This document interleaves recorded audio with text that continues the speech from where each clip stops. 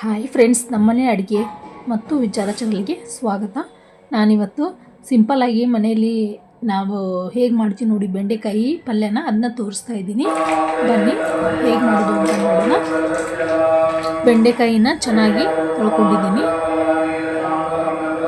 ಚೆನ್ನಾಗಿ ತೊಳೆದು ಇಲ್ಲಿ ಕಟ್ ಮಾಡ್ತಾ ಇದ್ದೀನಿ ನೋಡಿ.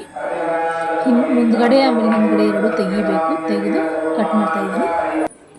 ಇದೇನು ಹೊಸದಾಗಿ ಹೇಳ್ತಾ ಇದ್ದೀರಾ, ಏನು ಗೊತ್ತಿಲ್ವಾ ಅಂತ ಅನ್ಕೊಂಡಿರ್ತೀವಿ ನೀವು.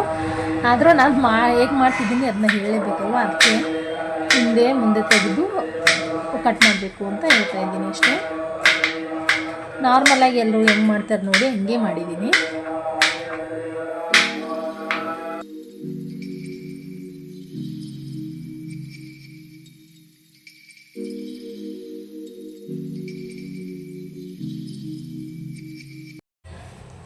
ಬೆಂಡೆಕಾಯಿ ಕಟ್ ಮಾಡೋವಾಗ ಹುಷಾರಾಗಿ ಕಟ್ ಮಾಡಬೇಕು ಫ್ರೆಂಡ್ಸ್. ನೋಡಿ ಇಲ್ಲಿ ಹುಳುಕತ್ತಿದೆ, ಅದನ್ನ ತೆಗೆದು ಮತ್ತು ಮುಂದೆದು ಏನು ಹುಳುಕತ್ತಿಲ್ಲ. ನೆಕ್ಸ್ಟ್ದು ಹಾಗೆ ಸ್ವಲ್ಪ ಹತ್ತಿರುತ್ತೆ, ಒಂದೊಂದು ಸಾರಿ ಇಲ್ಲ ಒಂದು ಸಾರಿ ಎಲ್ಲ ಹತ್ತಿರುತ್ತೆ.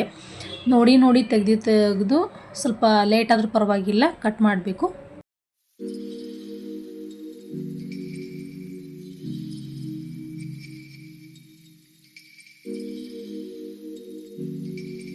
ಎಲ್ಲ ಬೆಂಡೆಕಾಯಿನ ಚೆನ್ನಾಗಿ ನೋಡಿ ಕಟ್ ಮಾಡಿ ಇಲ್ಲಿ ಒಂದು ಬಾಣಲೆಯಲ್ಲಿ ಹುರಿತಾ ಇದ್ದೀನಿ ನೋಡಿ. ಅದು ಕಲರ್ ಬಿಟ್ಕೊಳ್ಳುತ್ತೆ, ಆ ಥರ ಹುರಿತೀನಲ್ವ ನಾನು, ಆ ಥರ ಕಲರ್ ಬಿಟ್ಕೊಂಡು ಆಮೇಲೆ ನೆಕ್ಸ್ಟು ಸ್ವಲ್ಪ ಎಣ್ಣೆ ಹಾಕಿ ಹುರಿದೆ. ಇವಾಗ ತೆಗ್ದೆ ನೋಡಿ ಹೊರಗಡೆ. ನೋಡಿ ಆ ಥರ ಹೋಗಿ ಬರ್ತಿದೆ. ಇಷ್ಟು ಪೂರ್ತಿಯಾಗಿ ಮೆತ್ತಗಾಗಿದೆ ನೋಡಿ, ಆ ಥರ ಹುರ್ಕೋಬೇಕು, ಅಂದರೆ ಟೇಸ್ಟ್ ಆಗುತ್ತೆ ಪಲ್ಯ. ಇಲ್ಲಿ ಆಮೇಲೆ ಅದೇ ಬಾಣಲೆಯಲ್ಲಿ ನಾನು ಎಣ್ಣೆ ಹಾಕಿ ಅದು ಎಣ್ಣೆ ಕಾಯ್ದ ಮೇಲೆ ಜೀರಿಗೆ ಆಮೇಲೆ ಸಾಸಿವೆ ಚೆನ್ನಾಗಿ ಚಟಪಟ ಅಂದಮೇಲೆ ನೆಕ್ಸ್ಟ್ ಇಲ್ಲಿ ಈರುಳ್ಳಿ ಹಾಕ್ತಾಯಿದ್ದೀನಿ. ಈರುಳ್ಳಿನೂ ಅಷ್ಟೇ ಸ್ವಲ್ಪ ಹೊತ್ತು ಫ್ರೈ ಮಾಡ್ಕೋಬೇಕು ಎಣ್ಣೆಯಲ್ಲಿ. ನೋಡಿ ಇದು ಬೆಂಡೆಕಾಯಿ ಕಲರ್ ಹೆಂಗೆ ಬಿಟ್ಕೊಂಡಿದೆ ನೋಡಿ, ಅಷ್ಟು ತನಕ ಹುರಿದಿದ್ದೀನಿ ನಾನು. ನೋಡೋರಿ ಇದೇನು ಅಂತ ಇದು ಅನ್ನಿಸ್ತಿರ್ಬೋದು. ಆಮೇಲೆ ಹಂಗೆ ನಾನು ಟೊಮೆಟೊ ಹಾಕಿ ಫ್ರೈ ಮಾಡಿದ ಮೇಲೆ ಇಲ್ಲಿ ಸ್ವಲ್ಪ ಅರಿಶಿನ ಹಾಕಿದೆ. ಆಮೇಲೆ ಇವತ್ತು ಮಸಾಲೆ ಖಾರ ಹಾಕಿಲ್ಲ ನಾನು, ಕೆಂಪು ಖಾರ ಅಂತಾರಲ್ಲ, ಚಿಲ್ಲಿ ಪೌಡ್ರ್ ಅದು ಹಾಕಿದ್ದೀನಿ. ಆಮೇಲೆ ಉಪ್ಪು ಹಾಕಿದೆ ಟೇಸ್ಟ್ಗೆ.